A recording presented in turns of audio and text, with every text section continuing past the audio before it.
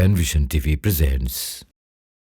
আত্মহত্যা করার আগে যদি কেউ কালেমা পড়ে নেয়, অর্থাৎ কালেমা শাহাদাত বা তাওহীদের ঘোষণা দেয়, সে ব্যক্তি কি জান্নাতে যাবে কিনা বা তার কি পরিণতি হবে? এক্ষেত্রে আমাদের মাঝে আত্মহত্যা বিষয়ে একটা আমাদের সমাজে প্রচলিত ভুল আছে। সেই ভুলটা হচ্ছে আমরা অনেকেই মনে করি যে কেউ যদি আত্মহত্যা করে তবে ওই ব্যক্তি জীবনে বা কখনো জান্নাতে যেতে পারবে, চিরস্থায়ী জাহান্নামী হবেন। এটা আমাদের একটা ভুল আকীদা আছে। আমরা মনে করি সে চিরস্থায়ী জাহান্নামী। তো এটা আমাদের ভুল বিশ্বাস। বরং এক্ষেত্রে সঠিক আকীদা এটাই যে কেউ যদি আত্মহত্যা করে তবে সে ব্যক্তি আল্লাহ তাকে শাস্তি দিতে পারেন তার অপরাধের কারণে, এবং শাস্তি পরিমাণ বা সে যে যত বড় যতটুকু অপরাধ করেছে এই পরিমাণ তাকে শাস্তি দেওয়ার পর অবশ্যই সে ব্যক্তি জান্নাতে যাবে, অথবা আল্লাহ চাইলে আবার তাকে এমনিতেই মাফ করে দিতে পারেন। এবং এ ধরনের কিছু প্রমাণ পাই সাহাবীদের যুগে। তো এক সাহাবী তিনি এক যুদ্ধে গিয়েছিলেন। তো যুদ্ধে তিনি আহত হয়েছিলেন, তার হাতটা আহত হয়েছিল। তো তিনি একদম অসহ্য হয়ে যাচ্ছিল, সহ্যের বাইরে চলে যাচ্ছিল।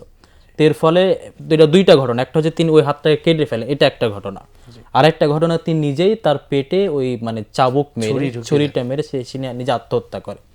তো দেখা গেল যে এক সাহাবী স্বপ্নে দেখলেন, সময় রাসূল সাল্লাল্লাহু আলাইহি ওয়াসাল্লাম এক সাহাবী স্বপ্নে দেখলেন যে তোমার অবস্থা কি। ওই সাহাবীকে জিজ্ঞেস করছেন, তো তিনি বলছেন আল্লাহ আমাকে মাফ করে দিয়েছেন, তবে যে হাতটা কেটেছে হাতটা শুধু ভালো করেনি, হাতটা কাটা অবস্থাতে আছে, আমার সব অপরাধ মাফ করে দিয়েছেন, শুধুমাত্র আমার ওই হাতটা কর্তৃত অবস্থাতেই থেকে গেছে। তো এই জন্য এখান থেকে আমরা এটাই প্রমাণ পাই যে যদি কেউ আত্মহত্যা করে এর এই না যে ওই ব্যক্তি কাফের হয়ে গেছে বা সে চিরস্থায়ী জাহান্নামী, এমনটা না। বরং এক্ষেত্রে আমরা দেখতে পাই আমাদের সমাজে কেউ আত্মহত্যা করলে তার জানাজাও পড়ে না, অনেক সমাজে আমরা দেখতে পাই, এটাও ভুল। তো যেহেতু সে মুসলিম আছে এই কারণে সে অবশ্যই তার জানাজা পড়তে হবে।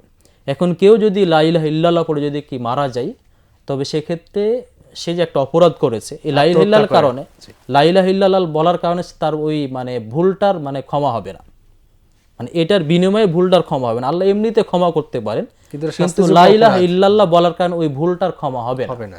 তো এই জন্য ওই ব্যক্তি লা ইলাহা ইল্লাল্লাহ পাঠ করে যদি কেউ আত্মহত্যা করে তবে ওই আত্মহত্যা এটা মাফ হয়ে যাবে না লা ইলাহা ইল্লাল্লাহর কারণে। আবার আমরা তাকে চিরস্থায়ী জাহান্নামী বলতে পারবো না। আল্লাহর উপর আসলে নির্ভর করে, এটা আল্লাহর উপর নির্ভর করে, এটা আল্লাহর অধিকার। জীবন দেওয়া না, এটা হচ্ছে আল্লাহর অধিকার। তো যেহেতু কেউ যখন আত্মহত্যা করে তার এটা আল্লাহর অধিকার সে নষ্ট করেছে। আর আল্লাহর অধিকারের ক্ষেত্রে নিয়ম হচ্ছে যে আল্লাহ চাইলে তাকে এমনিতে মাফ করে দিতে পারেন, আবার আল্লাহ যদি চান তবে ওই অপরাধ বরাবর তাকে শাস্তি দিয়ে ওই শাস্তি যতদিন যে পরিমাণটা ছিল এই পরিমাণ তাকে আল্লাহ শাস্তি দিয়ে তাকে আবার জান্নাতে দিবেন। এটা হচ্ছে এক্ষেত্রে আমাদের এই আত্মহত্যার ক্ষেত্রে এটা হচ্ছে বিধান। জান্নাত পাওয়ার ক্ষেত্রে আমরা একটু বলতে ইমানটা ঠিক, শিরক মুক্ত একটা ইমান দরকার।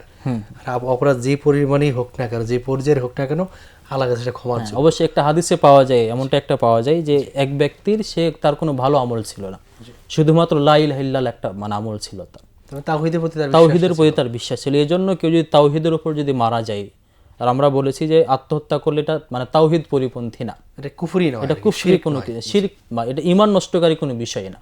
তো যদি কেউ আত্মহত্যা করে তবে এটা তাওহীদ তার নষ্ট হবে না, যেহেতু তাওহীদ ঠিক আছে, সে মুসলিম আছে। এই জন্য পরকালে তার অপরাধ বরাবর শাস্তি দেওয়ার পর ওই তাওহীদের কারণে সে যেহেতু মুসলিম ছিল তখনও, এই মুসলিম হওয়ার কারণে তাকে অবশ্যই একদিন সে অবশ্যই জান্নাতে যাবে।